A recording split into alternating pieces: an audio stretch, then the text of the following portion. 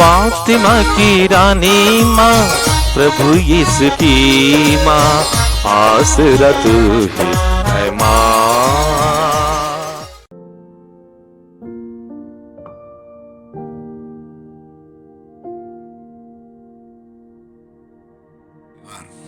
पहला पाठ नबी यिर्मयाह का ग्रंथ, अध्याय 33, पद संख्याएं 14 से 16 तक।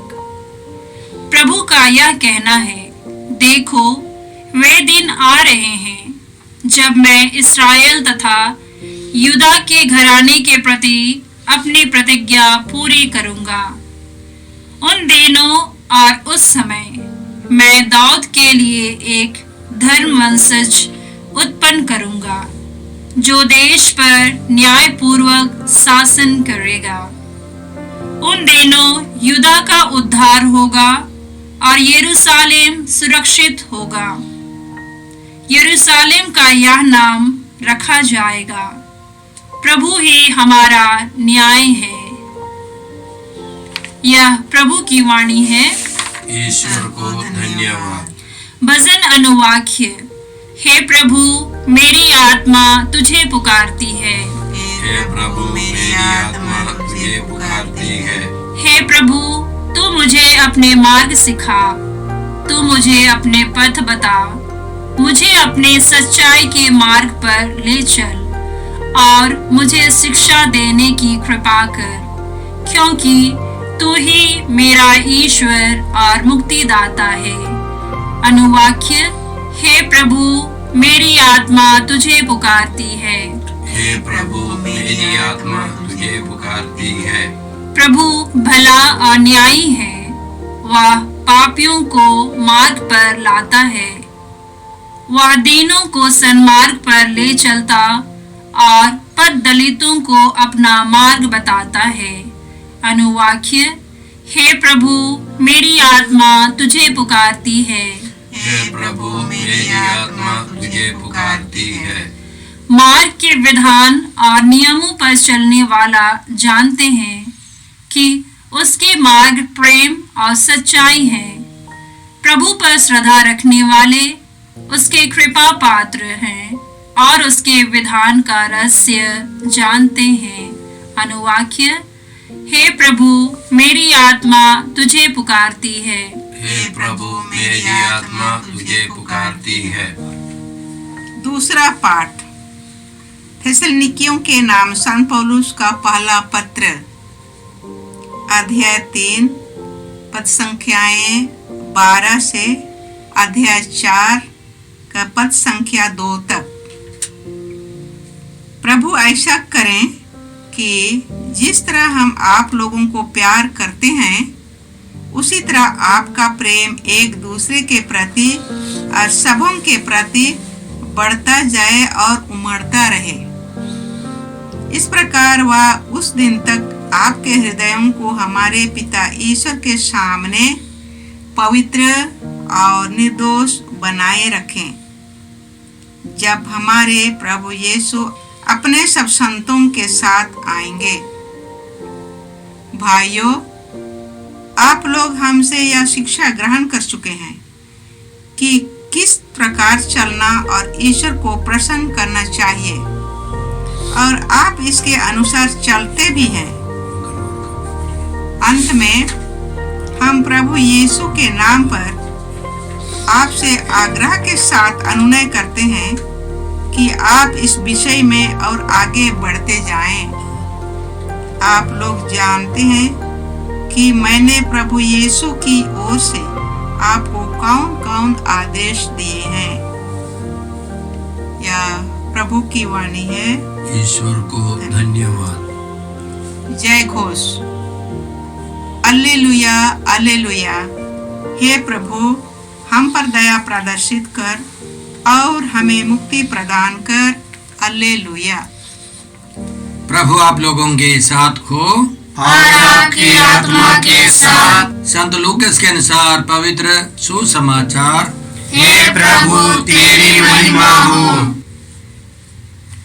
अध्याय 21, पद संख्याएं 25 से 28 तक और 34 से 36 तक। यीशु ने अपने शिष्यों से कहा, सूर्य, चंद्रमा और तारों में चिन्ह प्रकट होंगे।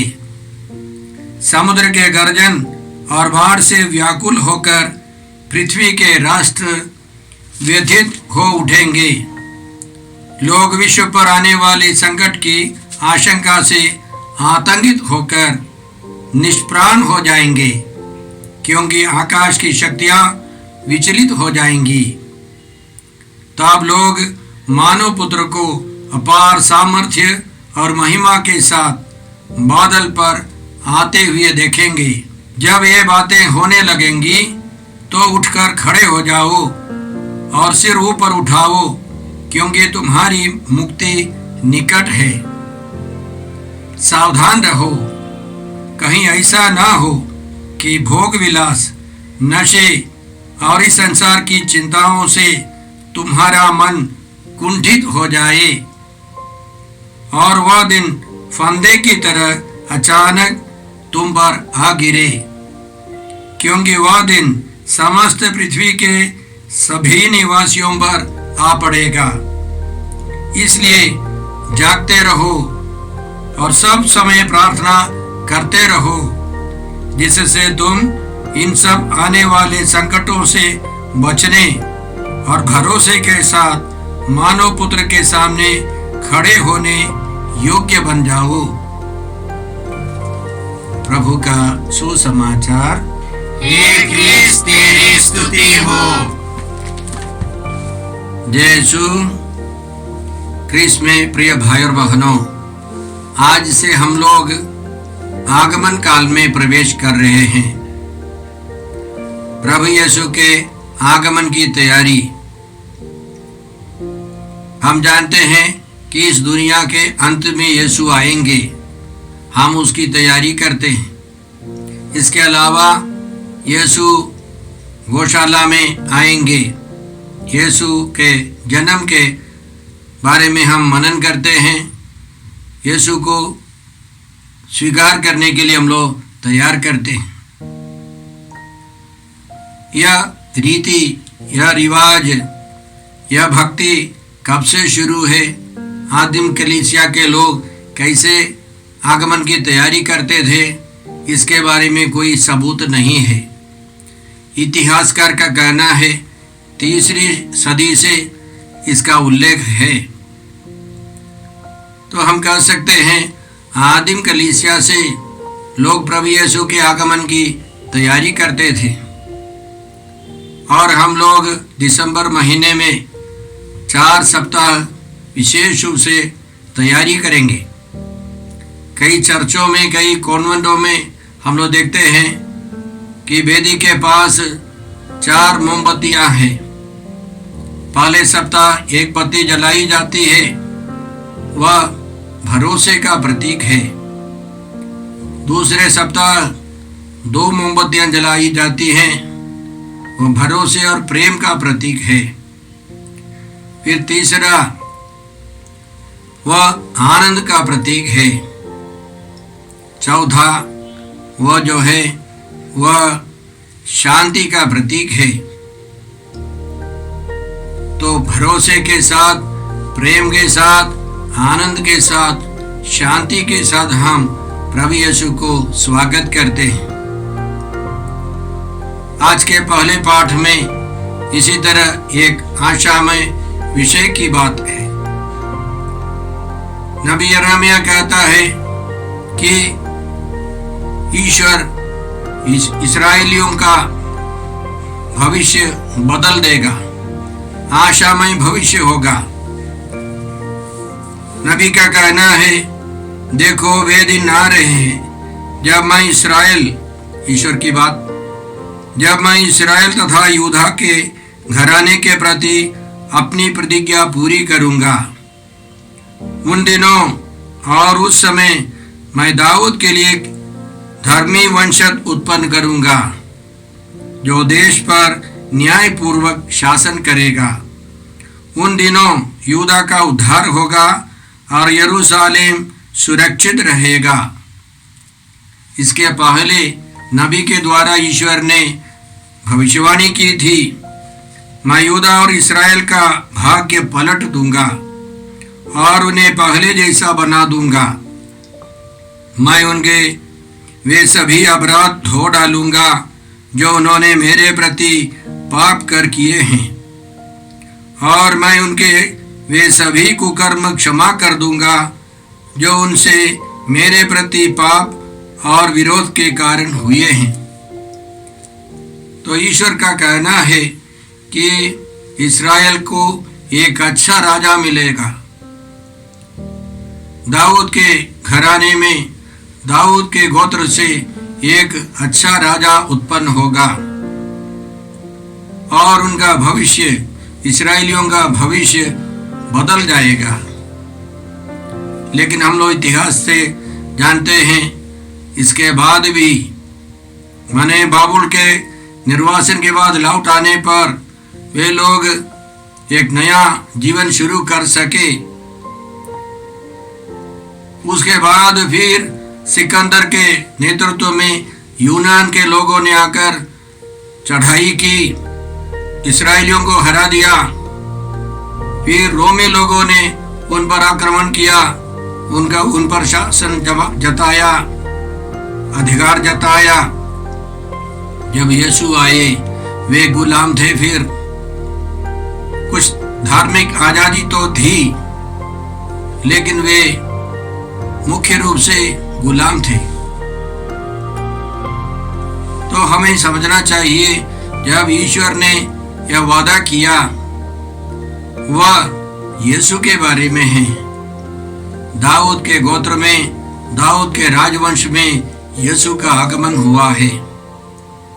जब यीशु आए उन दिनों लोग कहते थे कैसर प्रभु है, रोमी शासक सम्राट प्रभु है, वह ईश्वर का पुत्र है। लेकिन जब यीशु आए, यीशु ने मृत्यु स्वीकार की, क्रूस मरण स्वीकार किया और वे पुनर्जीवित हो गए। तो उनके विश्वासी लोगों ने स्वीकार किया यीशु ही प्रभु है, यीशु ही ईश्वर के पुत्र हैं, कैसर नहीं। यीशु के बारे में गब्रियल दूत ने माता मरियम को संदेश दिया था। उनके द्वारा सारी सृष्टि को, मानव जाति को यह संदेश दिया था, वे दाऊद के घराने पर सदा सर्वदा राज्य करेंगे, दाऊद का सिंहासन अपनाएंगे। वे याकूब के घराने पर सदा सर्वदा राज्य करेंगे, उनके राज्य का अंत नहीं होगा। इसलिए जब पिलातुस ने पूछा यीशु से, क्या तुम राजा हो? तो यीशु ने साफ कहा, मैं राजा हूं, लेकिन मेरा राज्य इस संसार का नहीं है। प्रभु यीशु एक आध्यात्मिक राजा बनकर आए हैं। वे आनंद के राजा हैं, शांति के राजा हैं, आशामय भविष्य के राजा हैं, वे भरोसे के राजा हैं। उनके राज्य का अंत नहीं होगा। जितनों ने यीशु को अपनाया उन सबों को यह अनुभव मिला कि वे ईश्वर के परिवार के सदस्य हैं, ईश्वर के पुत्र पुत्रियां हैं, वे उसी घराने के बन गए हैं। यह यीशु का कार्य है। यीशु के राज्य का अंत नहीं होगा। जो यीशु में विश्वास करेगा उसे मुक्ति का अनुभव मिलेगा। सारे बंधनों से, सारी समस्याओं का समाधान यीशु करेंगे। यीशु के आने के बाद इतिहास में हम देखते हैं जितनों ने यीशु को अपनाया है, यीशु को प्रभु माना है, यीशु को ईश्वर के पुत्र के रूप में स्वीकार किया है, उनका जीवन बदल गया है। वे नई सृष्टि बन जाते हैं, वे ईश्वर की संतान का जीवन बिताते हैं। यह यीशु मसीह का कार्य है। या सिकंदर हो या किसी भी व्यक्ति हो, कैसर हो, ऐसे राजा लोग नहीं कर सकते। इसीलिए हम पिता ईश्वर को धन्यवाद देते हैं। यीशु मसीह में यह भविष्यवाणियां सब पूरी हो गई हैं। हम पिता ईश्वर को धन्यवाद देते हैं। साथ साथ आगमन की तैयारी में इस पहले सप्ताह हम लोग भरोसे के लिए प्रार्थना करें। हम प्रभु पर भरोसा रखें, भरोसामंद जीवन बिताए। हम जानते हैं कि आजकल भी परिस्थिति में कोई खास परिवर्तन नहीं है। जैसे जब यीशु आए, इस्राएली लोग गुलाम थे, विदेशी शासन था, मनमानी आचरण था और तरह तरह के लोग थे, बहुत गरीबी, बहुत समस्याएं थी। उस समय यीशु आए। आज हम लोग भी यही देखते हैं, हमारे शासक उसी तरह के लोग हैं। सारे संसार में अधिकांश शासक लोग ईमानदार नहीं है, बहुत स्वार्थी हैं, मनमानी आचरण करते हैं। इसके अलावा हमारे परिवेश में हम देखते हैं बहुत गरीबी, बहुत अज्ञानताएं, बहुत सारी समस्याएं। तो हमको यीशु की ओर देखना है, प्रभु पर भरोसा रखना है, प्रभु के पास जाना है। दूसरा कोई उपाय नहीं है। हम कितने भी शिक्षा पाए, कितने भी पैसे कमाए, लेकिन यीशु नहीं है, यीशु राजा नहीं है, ईश्वर के पुत्र हमारे जीवन में नहीं है, हम जीरो रहेंगे, हमारा जीवन बेकार होगा। इसलिए हम लोग प्रभु से कृपा मांगते हैं कि हम लोग इस विषम परिस्थिति में भी, आज की परिस्थिति में भी हम भरोसे के साथ आगे बढ़े, जीवन बिताए। इसके लिए हम प्रार्थना करते हैं। आज के दूसरे पाठ में संत पौलुस मुख्य रूप से दो बातें कहते हैं। सबसे पहले, जैसे संत पौलुस तसलोनिकियों के लोगों को प्यार करते थे, उसी तरह वे एक दूसरे को प्यार करें, प्यार में बढ़ते जाए। साथ साथ प्रभु यीशु के आगमन के समय तक उनका हृदय पवित्र रहे, वे पवित्रता के साथ प्रभु यीशु के दूसरे आगमन की तैयारी करते रहें। तो आगमन काल के अवसर पर हम लोग दो तरह के आगमन की तैयारी करते हैं। पहला है, इस दुनिया के अंत में यीशु आएंगे और उनका स्वागत करने के लिए हम लोगों को तैयारी करनी है। दूसरा है, आगमन के 2 सप्ताह, अंतिम 2 सप्ताह हम लोग गौशाले में प्रवेश करने वाले, आने वाले प्रभु यीशु के आगमन की तैयारी करते हैं। तो संत पौलुस की कामना है कि उनके पाठक, उनके विश्वासी पवित्रता में बढ़ते जाए, प्रेम में, पड़ोसी प्रेम में बढ़ते जाए। ये दोनों कृपा हम सबों को चाहिए। हम उनके लिए प्रार्थना करते हैं। आज के सुसमाचार में प्रभु हमको सिखाते हैं कि इस दुनिया का अंत होगा, महा संकट होगा, लोग निष्प्राण हो जाएंगे और तब प्रभु यीशु मानव पुत्र महिमा के साथ, अपार सामर्थ्य के साथ पधारेंगे, बादलों पर आते देखेंगे। प्रभु यीशु हमारा न्याय करेंगे। न्याय करने का अधिकार पिता ईश्वर ने यीशु को दिया है।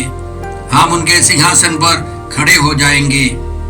संत मत्ती के सुसमाचार अध्याय 25 में हम लोग पढ़ते हैं कि यीशु कहते हैं, मानव पुत्र महिमा सहित सब स्वर्गदूतों के साथ आएंगे और महिमा में सिंहासन पर विराजमान होगा। सभी राष्ट्र उनके सम्मुख एकत्रित किए जाएंगे।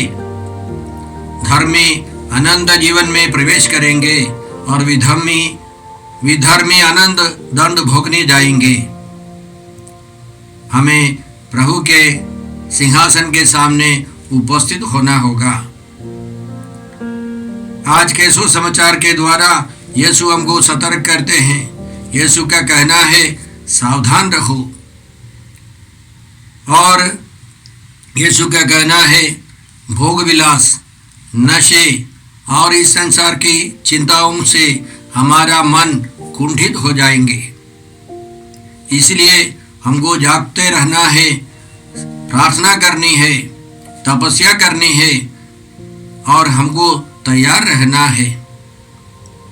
याद रखें, आधिकारिक सूत्रों के अनुसार 10 सेकंड में एक शराबी या ऐसा व्यक्ति जो शराब से संबंध रखता है वो मरता है। 1 मिनट में 6 व्यक्ति मरते हैं। अब यह समस्या बढ़ रही है।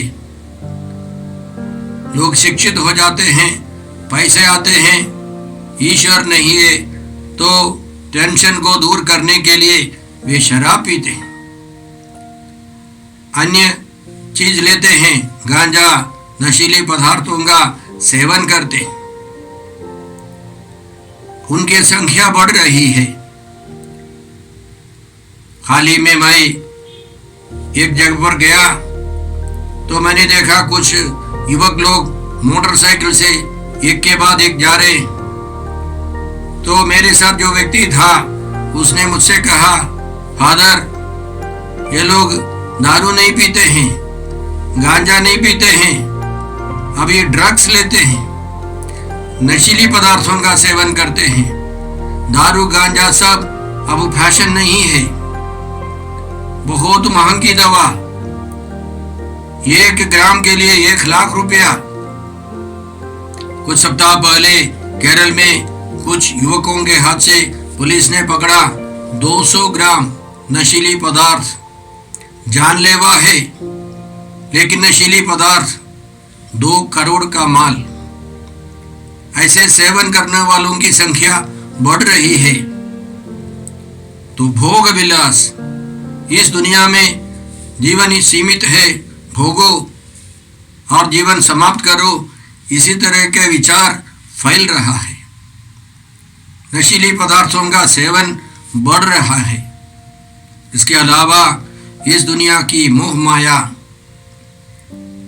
इस लॉकडाउन के दौरान बच्चों को सब मीडिया के द्वारा, इंटरनेट के द्वारा, मोबाइल के द्वारा सीखना था। कई माता पिता मुझसे बोल चुके हैं, फादर हमारे बच्चे बर्बाद हो गए, वे केवल मोबाइल में लगे रहते हैं, घर के बाहर जाते ही नहीं है, घूमने के लिए, खेलने के लिए, सब उसी में फंसे हैं। मोबाइल के द्वारा, इंटरनेट के द्वारा हम लोग बहुत कुछ सीख सकते हैं, लेकिन इसका सदुपयोग नहीं करेंगे, बहुत बर्बादी होती है। हमारा जीवन बर्बाद कर सकते हैं, घंटों तक उसी में फंसे रहते हैं। हमारे मजदूर लोग तक से लेकर काम को छोड़ करके इसी में बिजी। इसीलिए इस दुनिया की जो मोह माया है वो हमको अनंत जीवन के रास्ते पर ठोकर ला सकती है। हमें सतर्क रहना है। यदि माता पिता सतर्क नहीं है, वे सब बाद में पश्चाताप करेंगे, वे दुखी हो जाएंगे, उनके बच्चे बर्बाद हो जाएंगे। तो आज भी यीशु की जो बातें हैं, यीशु की भविष्यवाणी, ये सब लागू है। हमको सीरियसली लेना है, हमें सतर्क रहना है। सावधान रहो, यीशु बोले, हमें सावधान रहना है। उसके अलावा यीशु कहते हैं हम भरोसे के साथ प्रभु के सामने, मानव पुत्र के सामने, राजाधिराज यीशु के सामने उपस्थित हो सके। इस आगमन काल के प्रथम सप्ताह में हम लोग भरोसे के लिए प्रार्थना करते हैं। हम भरोसे का जीवन बिता सके, प्रभु पर भरोसा रखें, अन्य वस्तुओं पर, व्यक्तियों पर नहीं। हम ये कृपा मांगते हैं। हे पिता ईश्वर, हे प्रभु यीशु, हे पवित्र आत्मा ईश्वर, आज के सारे पवित्र वचनों के लिए हम धन्यवाद देकर प्रार्थना करते हैं कि हम लोग इस दुनिया में सावधानी का जीवन बिता सके, प्रभु पर भरोसा रखकर आगे बढ़ सके। हम यह प्रार्थना करते हैं प्रभु क्रिस्त के द्वारा। हमारे प्रभु यीशु क्रिस्त की कृपा, ईश्वर का प्रेम और पवित्र आत्मा का साहचर्य आप सबों को प्राप्त हो। आमीन। यीशु क्रिस्त में प्रिय भाई और बहनों, प्रभु यीशु ने हमें आदेश दिया है संसार के कोने कोने में जाकर सारी सृष्टि को सुसमाचार सुनाओ। सुसमाचार सुनने के लिए और सुनाने के लिए एक अच्छा मौका है। आप कृपया इस चैनल का सब्सक्राइब करें, लाइक करें, शेयर करें, बेल आइकन दबाएं ताकि यहाँ की नई वीडियोस की सूचना आपको मिलती रहेगी। साथ साथ आप दूसरों को भी प्रेरणा दें इसका सब्सक्राइब करने के लिए। याद रखें, कल के मिसा के दैनिक पाठ और उस पर टिप्पणियाँ आज ही दोपहर के बाद हम लोग अपलोड करते हैं। कृपया आज ही उसको सुनकर कल की तैयारी करें। प्रभु यीशु आपको और आपके परिवार को 100 गुनी आशीष देंगे। जय यीशु।